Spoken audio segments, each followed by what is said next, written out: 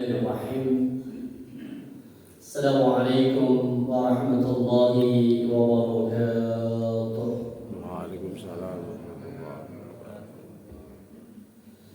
Innal hamdalillah alladzi bi ni'matihi tatimmu shalihat wa bi fadlihi rafi'ud darajat. Asyhadu an la ilaha illallah wahdahu la syarika lah wa asyhadu anna Muhammadan abduhu wa rasuluh la nabiyya wa la rasula ba'da. Allahumma salli wa sallim wa barik wa kallim ala nabiyyina Muhammadin wa ala alihi wa ashabihi wa man tabi'ahum bi ihsanin ila yaumiddin. Amma ba'du. قال الله تعالى في القرآن العزيز: أعوذ بالله من الشيطان الرجيم يا أيها الذين آمنوا اتقوا الله حق تقاته ولا تموتن إلا وأنتم مسلمون. Alhamdulillah Rabbil Alamin. Para bapak, para ibu jamaah sidang salat subuh Masjid Darussalam, insyaallah dirahmati Allah Subhanahu wa taala. Suatu ketika Rasulullah menyampaikan satu hal yang sangat indah, disampaikan kepada Abu Dzar Al-Ghifari. Beliau mengatakan, "Ya Aba Dzar, la anta ghudwa." Sekiranya engkau berjalan, sekiranya engkau melangkahkan kaki, fata'allama ayatan min kitabillah. Kemudian langkah kaki yang kau lalui untuk belajar ilmu agama, belajar satu ayat di antara Al-Quran, khairun min ayyusalliya mi'ata raka'ah. Jauh lebih utama, jauh lebih baik, jauh lebih afdal daripada orang-orang yang melaksanakan salat sebanyak 100 rakaat.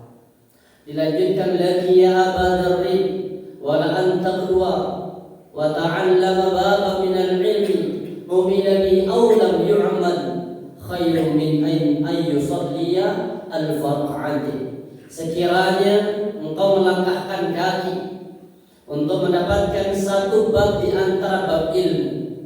Kalau tadi yang pertama mendapatkan satu ayat di antara ayat Allah, sedangkan yang kedua mendapatkan satu bab di antara bab ilmu, baik engkau lakukan bab yang sudah engkau pelajari itu ataupun belum diamalkan, jauh lebih utama, jauh lebih baik daripada orang-orang yang salat sebanyak 1000 rakaat.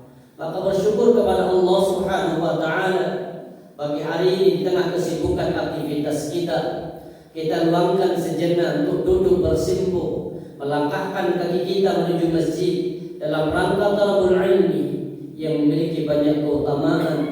Dalam satu hadis Rasulullah mengatakan, man ghada ilal masjid, barang siapa, kata Rasulullah, yang dia melangkahkan kakinya ke masjid, la yuridu illa an yata'allama khaira aw yu'allimahu.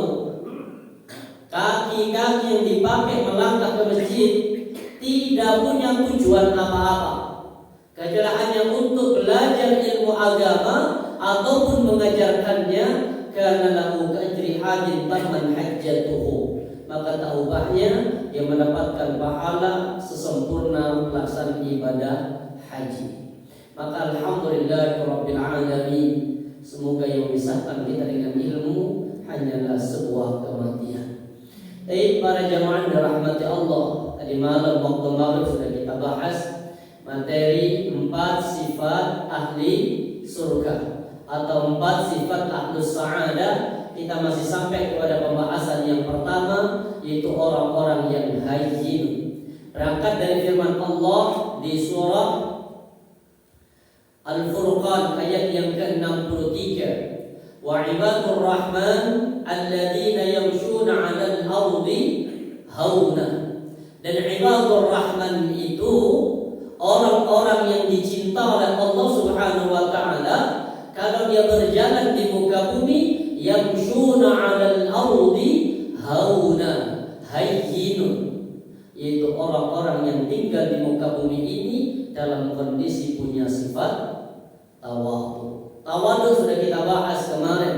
Apa tawadhu versi Al-Hasan Al-Basri? Tawadhu itu adalah orang yang keluar dari rumahnya, kemudian dia tidak ketemu dengan seorang muslim kecuali orang muslim itu punya keutamaan dibanding dengan kita.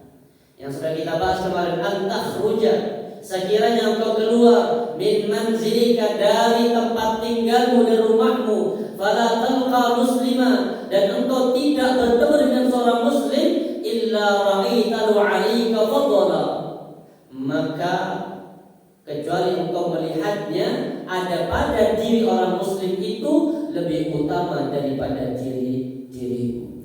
Artinya kalau orang tawadhu itu memandang orang lain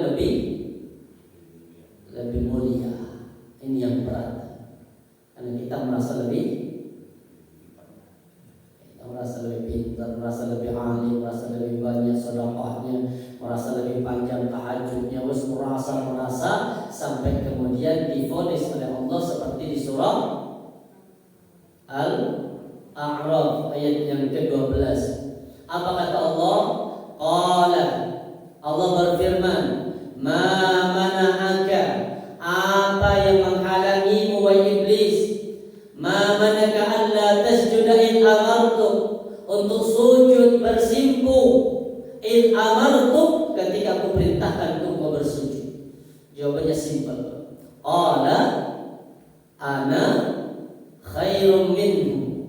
Ketika iblis disuruh oleh Allah, wahai iblis atau wahai jin, sujudlah kau kepada Adam, fasajadu, semua makhluk Allah sujud, bentuk sebagai penghormatan bahwa manusia itu adalah makhluk Allah yang paling mulia, paling sempurna. Sampai di surah Al-Isra dikatakan apa? Wa faddalnahum 'ala katsirin mimman khalaqna tafdila. Dan kami, kata Allah, memuliakan manusia dibanding dengan makhluk-makhluk Allah yang lainnya, tafdila, dengan berbagai macam kelebihan. Allah desain manusia begitu sempurna. Subhanallah, untuk apa? Satu tujuannya, wa ma khalaqtul jinna wal insa illa liya'budun.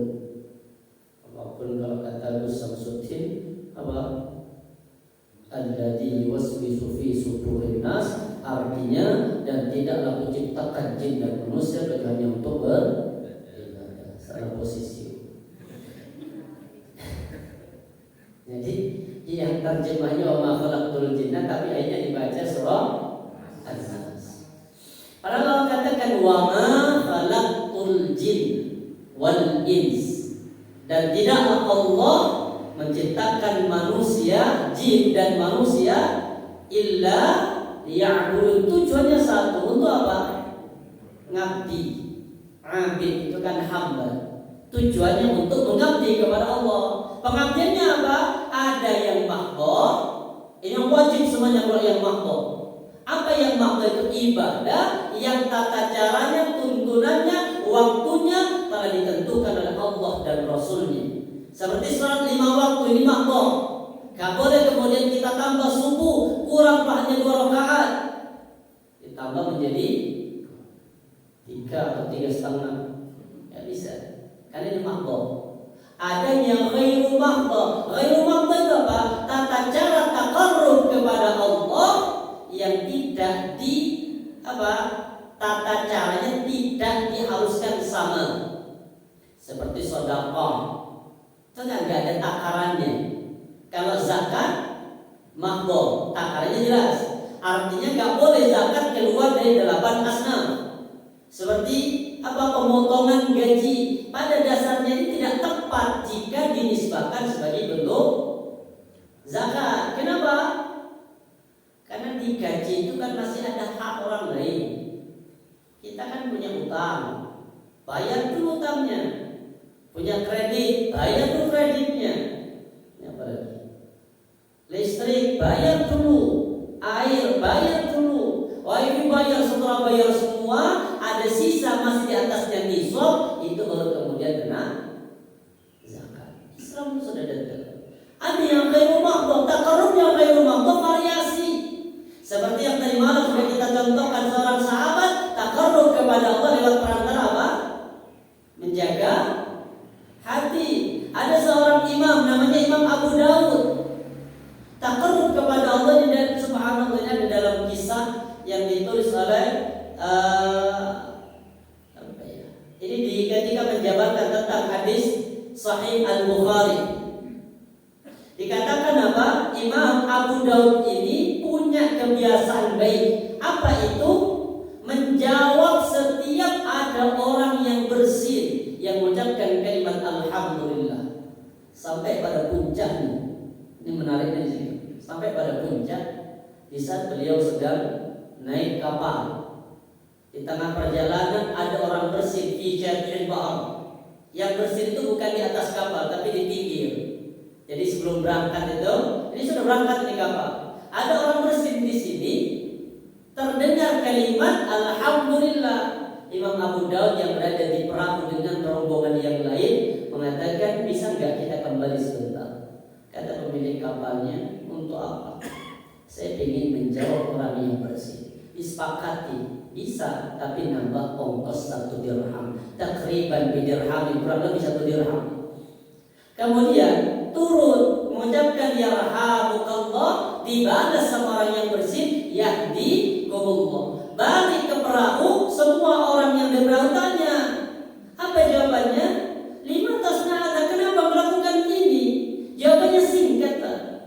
La'allahu atish yakunu mujibatud da'wah. Kata Imam Abu Dawud, siapa tahu orang yang bersin ini punya doa-doa mustajabah. Kan dia ngerti, padahal nggak kenal. Jawabannya singkat, la'allahu atish yakunu mujibatud da'wah. Ya siapa tahu lah orang yang bersin ini punya apa? Doanya mandi. Benar. Di perjalanan semua terdengar suara dari langit. Semua yang di perahu mendengar apa? Anna Abu Dawud ishtara al-jannata bi dirhamin. Terdengar suara dari langit bahwa Imam Abu Dawud itu membeli surga dengan 1 dirham. Padahal beliau itu apa? Katib, seorang penulis, mengumpul hadis sampai ada kitabnya namanya Sunan Abu Dawud. Tapi yang tampak dari perkara itu ketika beristiqomah menjawab orang bersin. Subhanallah. Ini artinya bertaqarrub kepada Allah variasi jika dilakukan di luar yang mahdoh. Maka zaman rahmati Allah, orang yang tawadhu itu merasa orang lain lebih mulia daripada kita. Jangan seperti iblis, qala ana khairum minhu, aku lebih baik daripada dirinya. Aku lebih kaya, aku lebih saleh, aku lebih mulia. Khalaqtani min nar. Engkau ciptakan aku dari tanah, khalaqtahu. Dan itu menjadi asbab kemudian iblis itu terhalang untuk bisa masuk ke dalam surga. Makanya kemudian Rasulullah mengatakan dalam hadis dari Ibnu Majah, man faraqa ruhul jasad. Hadis dari Thauban. Thauban itu adalah mantan budak Rasulullah. Thauban. Maka banyak hadis dari Thauban. Salah satunya hadis yang dari sahabat juga turunnya surah At-Taubah ayat yang ke-34. An Taubah ini hadis dari Taubah. Qala Rasulullah sallallahu man farqa ruhul jasad. Kata Nabi, siapa orang yang terpisah antara ruh dengan jasadnya. Artinya apa ini? Ruh sama jasad pisah artinya mati. Makanya kata Allah, Allah yatawaffal anfusa hina mautiha. Allah menahan ruh orang yang mati. Wallati lam tamut fi manamiha, dan Allah pula menahan ruh-ruh orang-orang yang sebelum mati fi manam, dalam waktunya di tidur. Makanya orang tidur sama orang mati itu sama-sama apa? Sama-sama mati. Makanya sunnah, di antara sunnah yang dalam buku itu apa? Lebih dari 1000 sunnah harian Nabi. Saya pernah baca ya?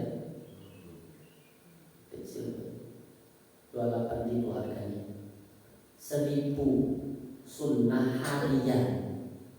Kan Bapak sudah berapa? 975. Oh berarti kalau sudah 975 sunnah yang dilakukan per hari, sudah insya Allah boleh mengklaim ahli sunnah.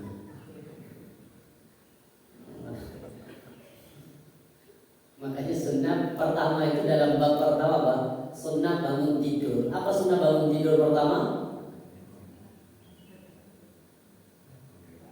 Yang dilakukan Nabi yang pertama bangun tidur, mengusap wajah. Mengusap wajah. Setelah diusap, lalu baca doa. Allahumma barik lana.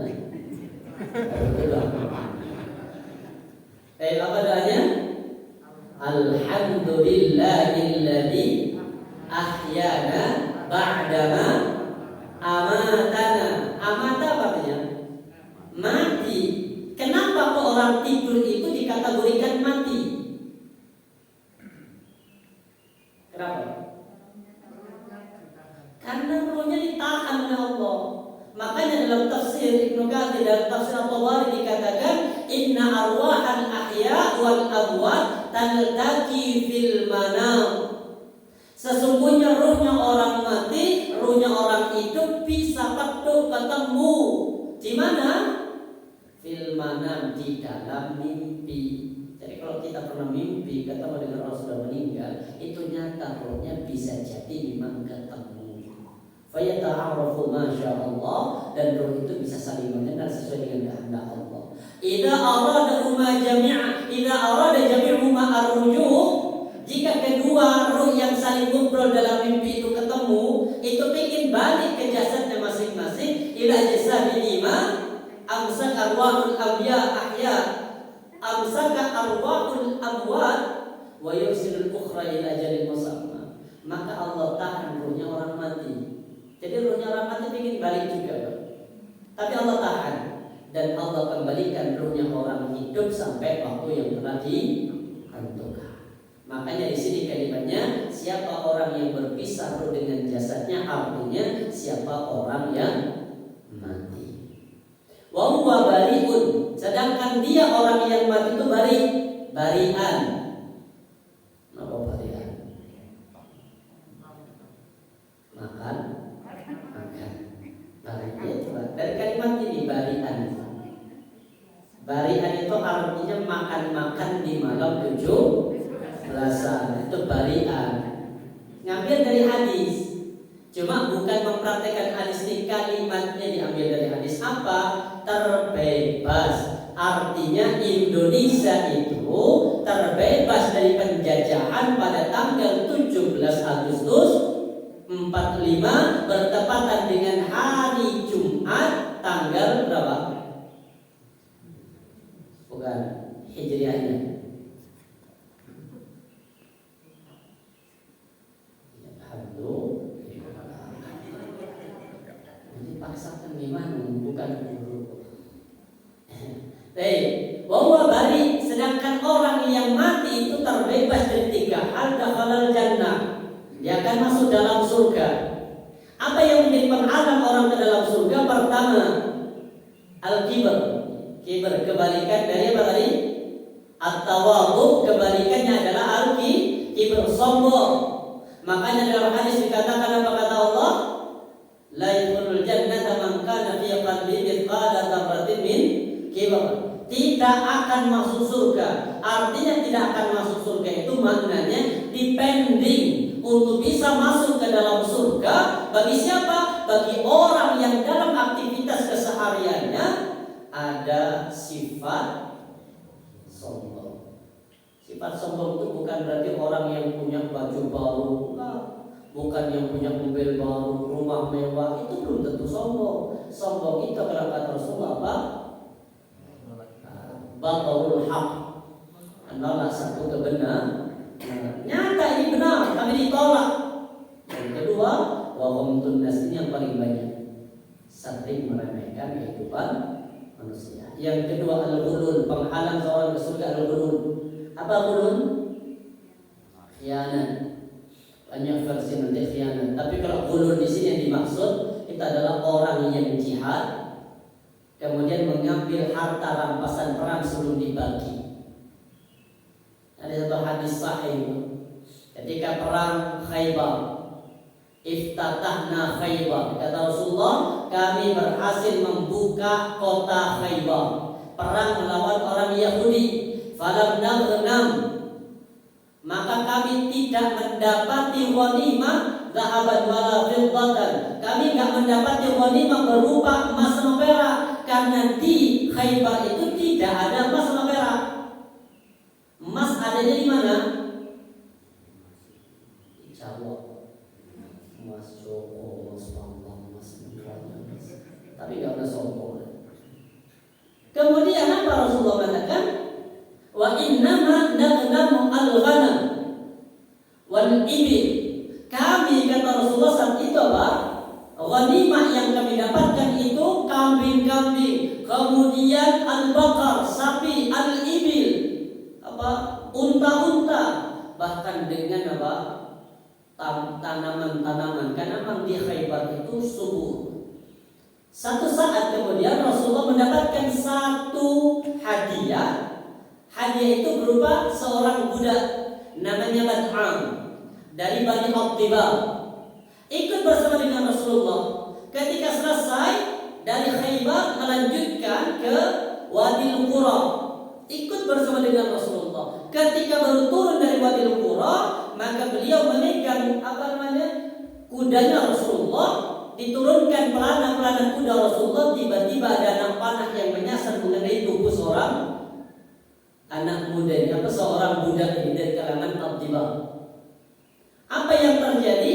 Kata sahabat yang melihat kejadian ini, meninggal si ini budak ini. Sahabat mengatakan, hadi'an lahu syahadah, ya Rasulullah, alhamdulillah, saudara kita ini mendapatkan hadiah berupa mati syahid. Tapi apa kata Nabi? Kita. Lah kenapa ya Rasulullah? Maka Nabi menjabarkan, innama asyamlata allati asaba fi Khaybar minal maghanim. Kata Rasulullah, sesungguhnya baju selimut yang dikenakan itu adalah bagian dari ghanimah.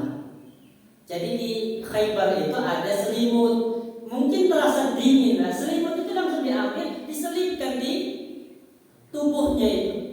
Tiba-tiba lagi berkalung dengan mengenakan kain ini, ada anak panah yang nyasar, menembus ke dalam dada, meninggal. Maka Rasulullah mengatakan, inna samlata allati asaba fi Khaybar minal maghanim. Sesungguhnya selimut yang dipakai itu adalah bagian dari ghanimah, maka mati syahidnya hilang gara-gara al-ghulul. Artinya apa? Beliau punya hak untuk ngambil, punya hak, karena orang perang itu punya apa? Punya hak ghanimah. Kenapa kok matinya mati ulul khianat? Karena mengambil sebelum dibagi. Yang punya istri, yang istri suaminya sudah meninggal, hati-hati. Istri tolak bagi istrinya. Itu ulul harus dibagi dulu. Jadi kalau bapak, orang tua bapak meninggal, masih ada ibu, segerakan dibagi. Kadang orang Jawa apa?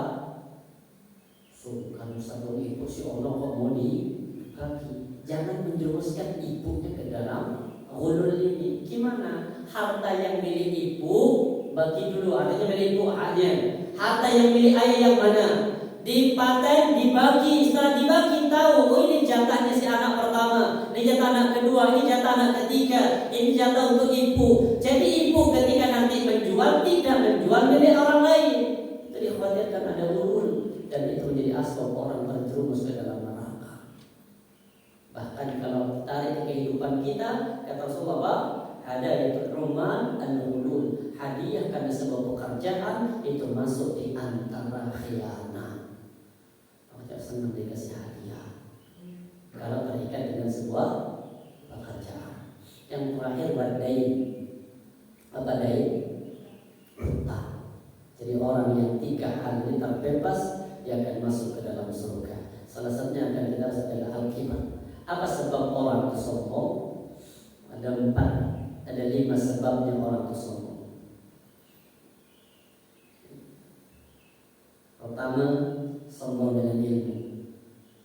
Yang kedua, sombong dengan harta. Ada kisah, atau kisahnya Qarun. Qarun itu apa kalimatnya yang menjadikan dia sombong? Apa kata Qarun? Ketika sudah kaya raya, Qarun mengatakan apa? Innama utitu ala ilmin indi. Aku bisa sekaya ini, aku bisa punya berkelimpah harta, itu karena aku punya ilmu. Sombong dengan harta, sombong dengan jabatan, kekuatannya, sombong dengan kehormatan, sombong dengan ibadahnya. Yang juga paling banyak di sini, sombong dengan ibadah. Tadi malam kita kisahkan sahabat yang kata Nabi akan masuk dalam surga. Sahabat yang secara zahir tidak punya kelebihan ibadah dibanding dengan sahabat yang lain, tapi punya keistimewaan. Apa keistimewaannya? Punya sifat tawadhu. Ini asbab.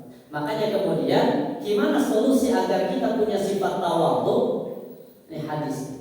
Allah mengatakan, saddidu wa qaribu wa abashiru fa innahu la yudkhilu ahadan al-jannata 'amalu qalu wa la anta ya Rasulullah qala wa la ana illa an yataghammadani Allahu bi maghfiratin wa rahmatin. Kata Rasulullah, saddidu, teguhkanlah atau tepatkanlah, bersungguh-sungguhlah kalian, wa qaribu, dan mendekatlah kalian kepada Allah, wa abashiru, dan bergembiralah kalian, fa innahu la yudkhilu ahadan al-jannah. Maka sesungguhnya tidak ada orang yang masuk ke dalam surga karena satu amalnya. Jadi ketika sahabat tidak ada di antara kalian yang akan masuk surga masuk ke dalam surga karena amal. Kenapa kira-kira Pak? Karena kita nggak akan cukup. Amal sebesar apapun itu nggak akan pernah mampu untuk membeli surga. Kenapa? Karena surga itu khalidina fiha abada. Sedangkan kita, berapa usia kita? Standar kan 60 sampai 70. Orang kemudian beribadah selama 60 tahun contoh, apakah kemudian layak jika diganjar dengan surga yang khalidina fiha abada? Maka kemudian Rasulullah mengatakan, ingat, di antara kalian tidak akan masuk surga jika hanya sebatas mengandalkan sebuah amal. Para sahabat bertanya, qalu wala anta ya Rasulullah, bagaimana nasibmu ya Rasul? Apakah sama dengan kami tidak masuk surga jika hanya sebatas mengandalkan amal? Kata Rasulullah, wala ana, begitu juga dengan aku. Illa ayyataghammadallahu bi maghfiratin wa rahmah, kecuali Allah meliputi aku dengan ampunannya dan dengan rahmatnya. Berarti Nabi itu dijamin masuk surga karena amalnya. Pertama karena maghfirah. Maka Nabi punya sifat apa? Ini sifatnya Nabi apa? Al-Ma'sum, Al-Isma. Apa isma itu? Terbebas dari dosa. Ketika turun surah Al-Fat, ayat yang kedua, ayat pertama Allah katakan, inna fatahna laka fatham mubina. Sesungguhnya kami, kata Allah, telah memberikan kepadamu Muhammad fatham mubina, kemenangan yang nyata. Apa tanda kemenangan itu? Makanya orang habis hari raya apa kalimatnya? Minal aidin wal faizin, mohon maaf lahir batin. Apa itu? Dan artinya bukan itu. Pokoknya minal aidin wal faizin artinya mohon maaf lahir batin. Padahal minal aid orang yang kembali, wal faiz orang yang menang. Kenapa kok dikatakan hari kemenangan?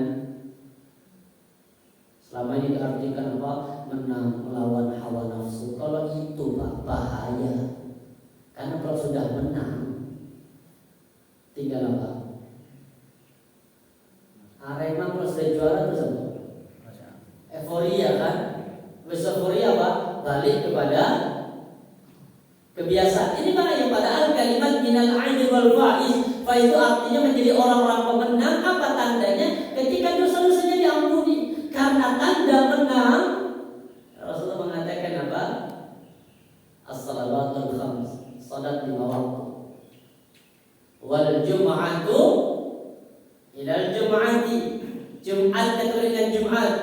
Wa Ramadan ila Ramadan, Ramadan ketemu dengan Ramadan.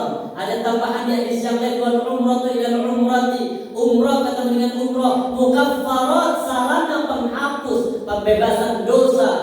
Idza ijtanabatil kabair, jika mampu menghindarkan dirinya dari dosa-dosa besar. Maka para jamaah di sini Rasulullah itu sudah mendapatkan ampunan, maghfirah. Turun surah Al-Fatihah itu.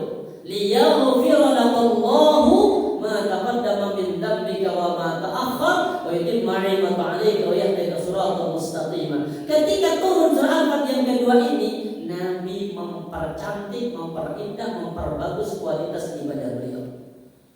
Sampai kemudian Aisyah mengatakan, karena Nabi SAW yaqum minal lail, Rasulullah itu salat malam hatta tatafattara qadamah, asbab dari salat malamnya Rasulullah sampai kedua kaki beliau itu bengkak.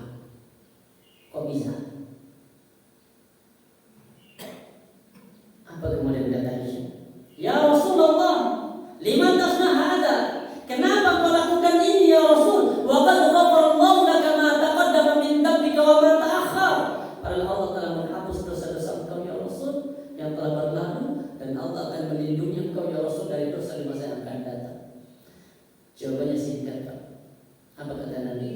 Afala hibbun akuna 'abdan syakurah. Makanya untuk dia menjadikan kita mendapatkan ampunan dari Allah, Nabi ngajarin doa.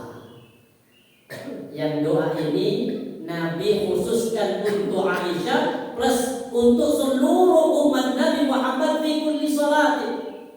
Satu ketika kata Aisyah, ra'aitu Nabi sallallahu alaihi wasallam tayyiban nafs. Aku melihat Rasulullah SAW kondisinya lagi seindah. Artinya Rasulullah lagi kondisi tenang, lagi kejiwaannya baik. Kemudian apa? Maka Aisyah mengatakan, ya Rasulullah, Allah Ali, ya Rasul, berdoalah kepada Allah untukku. Apa itu doanya Nabi? Doanya Nabi untuk Aisyah. Masa untuk membaring lagi. Doa Nabi untuk Aisyah dan kalimatnya, dia perlu dihafalkan dan tentu untuk diri kita dan untuk istri kita. Apa kata Rasulullah? Allahumma ighfir li Aisyah ma taqaddama min dhanbiha wa ma ta'akhkhar wa ma asarrat wa ma a'lanat. Apa? Allahumma ighfir li Aisyah. Ini Aisyah nama istrinya ya. Nanti dengan kalau ingin mendoakan istri, ganti kata Aisyah diganti dengan nama istri. Ma taqaddama min dhanbiha wa ma ta'akhkhar wa ma asarrat wa ma a'lanat. Ketika mendengar doa Nabi apa? Fadhahikat Aisyah hatta saqata rasa fi hujriha. Aisyah itu senyum bahagia, tertawa Aisyah sampai menjadikan kepalanya jungkel di pangkuan Rasulullah. Ketika sudah jungkel di pangkuan Nabi, ditanya, ya Aisyah, ayasarki du'ai, apakah kamu senang dengan doaku? Kata Aisyah, bagaimana aku tidak senang ya Rasul ketika mendengar doamu tadi. Lihat kata Nabi, wallahi demi Allah Aisyah, inna hadza du'ai ummati fi kulli salatin. Ini doa yang aku panjatkan kepada Allah untuk semua umatku dalam setiap salatku. Minta apa? Ampunan dosa. Apa doanya tadi? Allahumma ighfir. Kalau untuk diri, Aisyah diganti dengan di. Allahumma ighfirli ma taqaddama min dhanbi wa ma ta'akhkhar wa ma asarra wa a'lan. Kalau saya terjemahkan, ya Allah, ampuni dosa umatku ya Allah. Dosa-dosa yang telah lalu ya Allah, dan lindungi beliau ya Allah dari dosa-dosa di masa yang akan datang. Baik dosa dilakukan dengan cara sembunyi-sembunyi ya Allah, ataupun dosa dengan cara yang terang-terangan. Makanya Nabi ngajarin itu agar kita termasuk orang-orang yang dilindungi dari sifat sombong dan dosa-dosa kita diampuni oleh Allah Subhanahu wa Ta'ala. Dalam hadis yang lain juga diajarkan tentang masalah doa dalam sholat. Bapak ibu dalam rukuk sama sujud baca apa?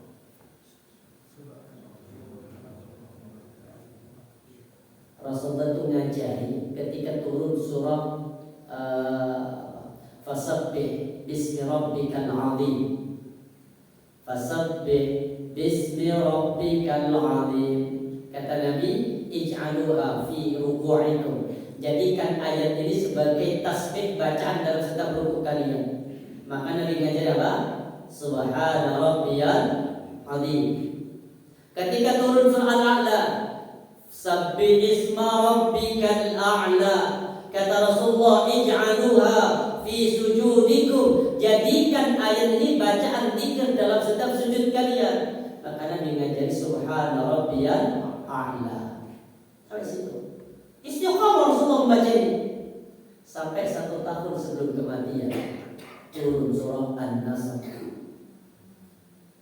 An-Nasr wal 'asri, itu surah Al-Asr. Inna a'tainakal kautsar. Itu al-kautsar. Apa An-Nasr? Idza jaa nasrullahi wal fath wa ra'aitan nasa yadkhuluna fi dinillahi afwaja. Ini ayat yang paling inti. Yang ketiga, fasabbih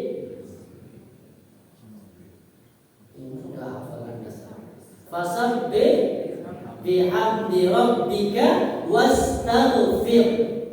Apa kata Nabi? Fasabbih bihamdi rabbika wastaghfir. Tiga ini perintah Allah, maka Nabi membaca dalam setiap rukuk sama sujud 1 tahun sebelum beliau meninggal. Maka diganti sama surah Subhanakallahumma rabbana wa bihamdika Allahumma ighfirli.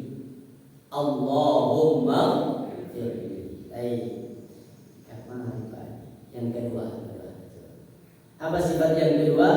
Layyini, sifat lemah lembut. Kita lihat sebentar kisah bagaimana sifat lemah lembut yang Allah perintahkan kepada seorang nabi, namanya Nabi Musa alaihissalam. Falagatta sinin fi ahli Madyan. Maka engkau wahai Musa telah tinggal beberapa tahun di keluarga Madyan. Tahu kisah ini sampai kemudian Nabi Musa masuk ke Madyan. Nabi Musa itu kan lahirnya di mana? Mesir. Di pas bersamaan dengan aturan Fir'aun yang harus membunuh anak laki-laki yang baru lahir dari kalangan bangsa Bani Israel. Jadi berlaku ini bukan untuk penduduk setempat.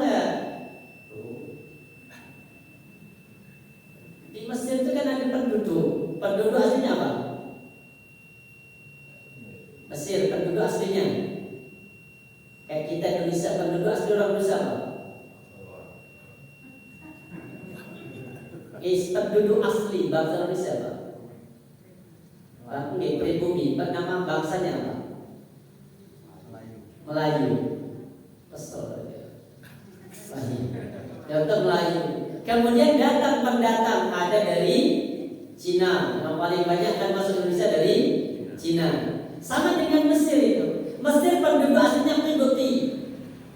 Setelah itu kemudian ada yang masuk dari Bani Israel masuk ke Mesir. Bani Israel ini masuk dulu sejarahnya lewat Nabi Yusuf.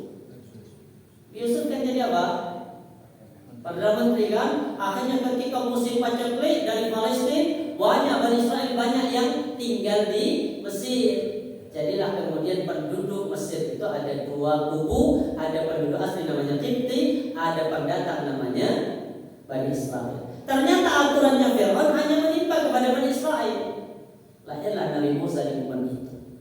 Allah berkehendak ini namanya irhas. Irhas itu apa? Penjagaan Allah kepada calon nabi. Makanya calon nabi itu tidak ada yang bermaksud sebelumnya. Sudah Allah jaga, Allah lindungi. Salah satunya Nabi Musa ini. Ketika Nabi Musa sudah hidup di kerajaan dengan tenang, suatu saat beliau keluar dari kerajaan mendapati dua orang yang sedang berkelahi. Sama Nabi Musa ada baik, ditorong aja mati. Subhanallah, Nabi Musa itu Nabi yang kuat. Bahkan malaikat maut ditampar sama Nabi Musa, keluar dua matanya. Hadis sahih. Sampai Nabi malaikat pun bilang, ya Allah, engkau utus aku kepada orang yang gak mau mati. Sama Allah dikembalikan dua matanya itu. Kalian sampaikan di sini, yang mau kembali lagi ke hambaku itu, bilang kalau memang gak mau mati terus ingin apa? Kalau ingin umur panjang, suruh tempelkan tangannya di bulu unta. Nanti semua bulu yang tertutup itu adalah tambahan tahun. Berapa bulu yang tertutup mereka? Contoh 1000. Ya berarti nanti tambahnya umurnya Nabi Musa itu 1000 tahun. Ditanya sama Nabi Musa, terus habis itu apa? Ya mati juga. Kata Nabi Musa, sekarang aja kalau mau mati tak lontarkan aku mendekati Baitul Maqdis sejauh anak panah dilontarkan. Allah tidak. Setelah itu kemudian meninggal, lari beliau ke satu penduduk. Masuklah ke negeri Madian. Di situ beliau hidup damai menikah dengan seorang wanita di sana dengan katakan anak dari Nabi Syuaib, menikah di situ. Baru setelah dewasa turun ayat ini, diangkatlah Musa tadi menjadi seorang nabi plus diangkat juga teman dekatnya namanya Harun. Apa tugasnya? Misi dakwah pertama setelah diangkat jadi nabi yaitu berdakwah ketemu dengan Fir'aun. Apa kata Allah? Falabithta sinin, kau sudah tinggal di Madian itu bertahun-tahun. Tsumma ji'ta ala qadri ya Musa. Kemudian kamu datang menurut waktu yang ditetapkan. Wastana'tuka li nafsi, dan aku telah memilihmu untuk diriku. Idhab anta wa akhuka. Ini perintahnya. Berangkatlah ke Musa wa akhuka, dan saudaramu. Siapa saudara di sini? Harun. Berarti dua sekaligus diangkat jadi nabi, di SK dari nabi. Bi ayati, dengan membawa ayatku, wala taniya fi dzikri, dan janganlah kamu berdua lalai dalam mengingatku. Apa perintahnya? Idhaba. Kalau tadi idhab satu, perintah ini pertama pada siapa? Nabi Musa. Tapi jangan Nabi Musa saja yang berangkat, tapi ajak teman. Maka perintahnya wa akhuka. Yang kedua sudah berubah dari idhab menjadi idhaba. Berangkatlah kau berdua ila Fir'aun. Tamuilah Fir'aun innahu tagha. Karena sesungguhnya Fir'aun itu tagha. Tagha, ada tagha, ada bagha. Kalau tagha itu Fir'aun, kalau bagha itu Qarun. Sama kan? Inna Qaruna kana min qaumi Musa fa bagha. Bagha sama tagha mirip, hanya beda faktornya. Apa? Faqula lahu qawlan layyina. Lihat perintahnya Allah kepada Musa, Nabi Musa temui Fir'aun. Dan ingat ya, sampaikan dengan menggunakan kalimat yang lembut. Jangan datang ke sana, ayo Fir'aun merokok, jangan. Terus gimana? Pakai bahasa yang lemah lembut. Tujuannya apa? La'allahu yatadakkaru aw yakhsha, agar Fir'aun itu menjadi orang-orang yang kembali ingat kepada Allah dan menjadi orang-orang yang takut. Berarti perintah Allah pada Nabi Musa, ketika kita hidup di muka bumi, jadilah orang yang lemah lembut. Bagaimana cara lemah lembut? Insyaallah dalam waktu yang kita bahas. Semoga Allah berikan kita istiqomah. Semoga Allah menjadikan kita menjadi orang-orang yang rendah hati, jangan menjadi orang yang tinggi hati, jangan menjadi orang yang kasar, tapi jadilah orang-orang yang lemah lembut. Semoga Allah menghindarkan diri kita semuanya dari api neraka Allah Subhanahu wa taala. Subhanallah bihamdika, asyhadu an la ilaha illa anta, astaghfiruka wa atubu ilaik. Assalamualaikum warahmatullahi wabarakatuh.